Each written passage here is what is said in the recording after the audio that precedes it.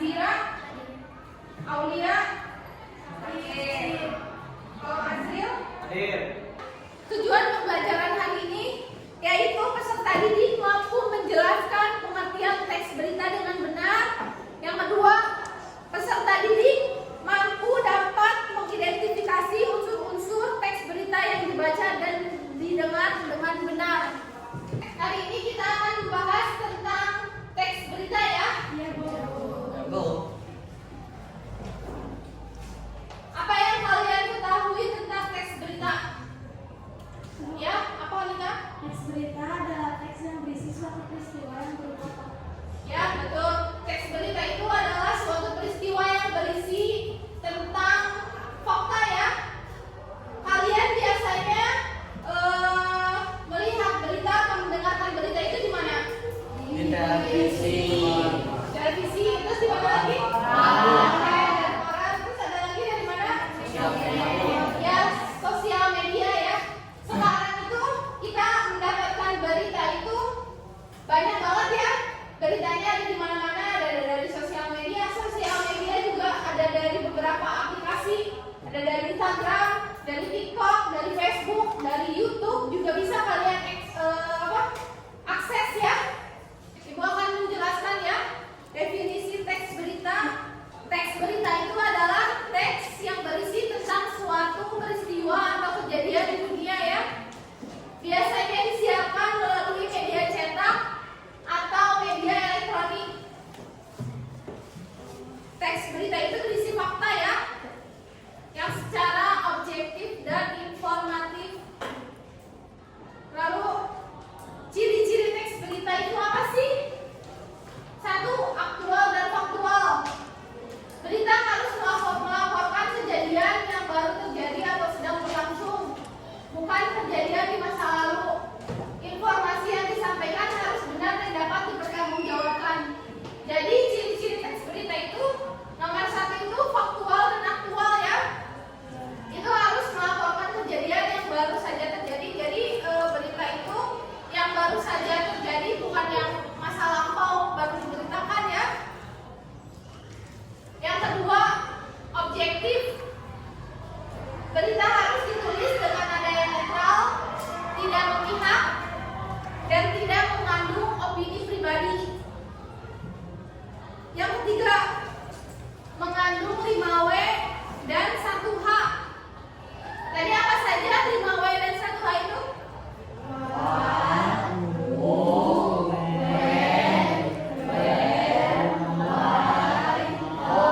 Oke, betul ya. Berita yang baik harus menjawab pertanyaan-pertanyaan dasar seperti apa, siapa, kapan, di mana, mengapa, dan bagaimana. Yang keempat, menggunakan bahasa baku dan jelas ya. Bahasa yang digunakan dalam berita harus sesuai dengan kaidah bahasa baku, sederhana dan mudah dipahami oleh khalayak umum ya. Yang kelima, kronologis dan terstruktur. Peristiwa dalam berita biasanya disusun secara kronologis atau berdasarkan urutan kejadian untuk memudahkan pembaca memahami alur dan perkembangan peristiwa. Yang keenam, sumber terpercaya. Biasanya kalian mendapatkan berita itu dari mana saja? Dari internet, sosial media, televisi, koran. Ya, betul ya. Dari sumber terpercaya. Berita yang kredibel. Berita yang kredibel biasanya mengutip sumber-sumber yang terpercaya seperti pejabat pemerintah, pakar, atau saksi mata. Yang ketujuh, judul menarik dan informatif. Judul berita harus menarik perhatian pembaca dan memberikan gambaran singkat tentang isi berita. Yang kedelapan, menggunakan foto dan ilustrasi kejadian ya. Jadi ketika ada berita atau suatu kejadian itu, kalian jangan lupa, kalau sekarang kan udah zaman modern ya, udah zaman canggih, pasti semua orang mempunyai handphone. Nanti kalian kalau misalnya melihat sesuatu berita atau misalnya ada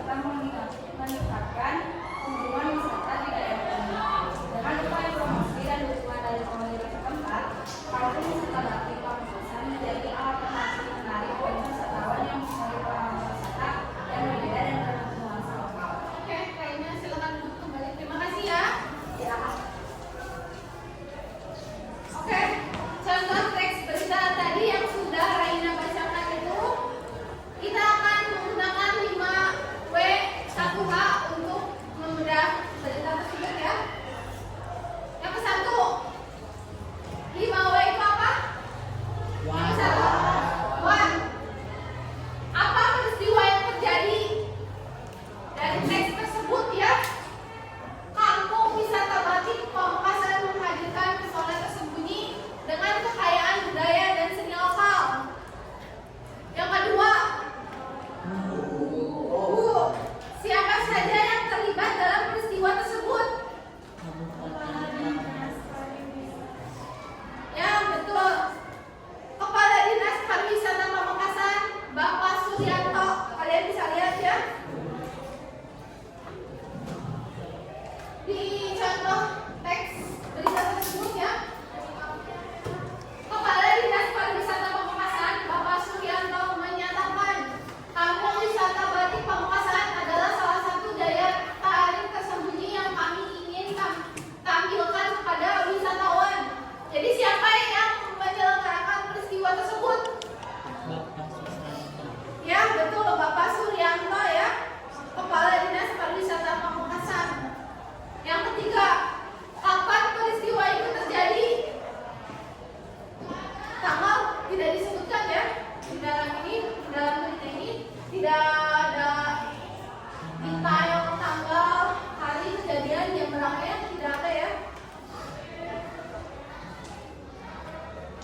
Yang keempat, where? Di mana peristiwa itu terjadi? Pinggiran desa yang tenang. Ya betul, di Kabupaten Pamekasan, terutama di pinggiran desa yang tenang. Yang kelima, why? Mengapa peristiwa itu terjadi? Untuk mempromosikan kekayaan budaya dan seni lokal. Ya, Kedua, betul. meningkatkan. Betul. Mengapa peristiwa itu terjadi? Untuk alasannya itu untuk mempromosikan kekayaan budaya dan seni lokal ya. Yang terakhir, bagaimana peristiwa itu terjadi? Dengan menyuguhkan pengalaman mendalam tentang proses pembuatan batik Indonesia mendunia. Ya, betul. Bagaimana peristiwa itu terjadi? Dengan menyuguhkan pengalaman mendalam tentang proses pembuatan batik tradisional Madura dan dengan menyelenggarakan workshop untuk memungkinkan para wisatawan belajar membuat batik sendiri. Ya, sebelum menutup pembelajaran hari ini, Ibu mohon maaf ya kalau misalnya ada kata-kata atau materi yang kurang tersampaikan. Tapi mudah-mudahan apa yang telah Ibu jelaskan dapat kalian pahami dan dapat kalian telaah ya dengan baik dan benar.